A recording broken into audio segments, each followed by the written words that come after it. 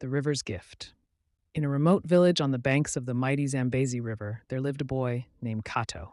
The river was the lifeblood of the village, providing fish, water for crops, and a sense of continuity that connected the people to their ancestors. Every day, Kato watched the river flow, fascinated by its power and mystery. The elders told stories of how the river was a living being, full of wisdom and secrets.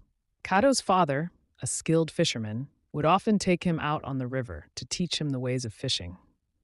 But Kato was different from the other boys. While they were eager to catch the biggest fish, Kato spent most of his time gazing into the water, wondering what lay beneath the surface.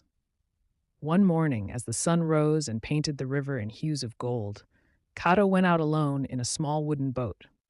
He wanted to explore the river on his own, to see if he could uncover some of its hidden secrets. As he paddled downstream, the river seemed unusually calm, as if it were inviting him to come closer. After a while, Kato noticed something floating in the water ahead. He paddled towards it and found a beautiful wooden carving of a fish, unlike any he had seen before.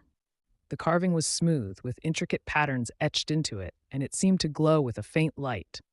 Kato felt a strange connection to the object, as if it were meant for him.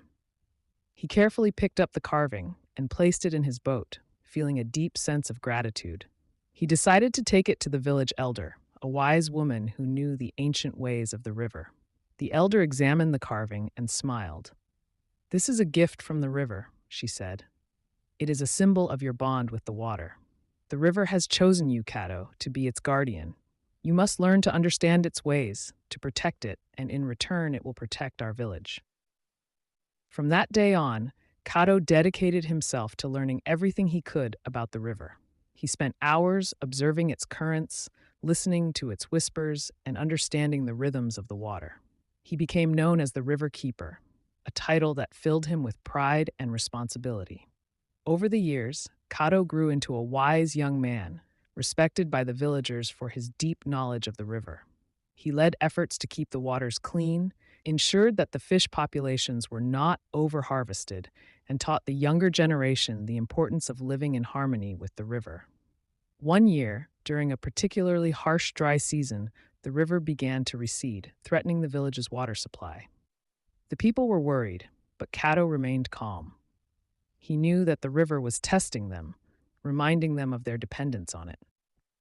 Kato gathered the villagers by the riverbank and, holding the wooden carving high, spoke to the river. He thanked it for its gifts and asked for its continued blessings.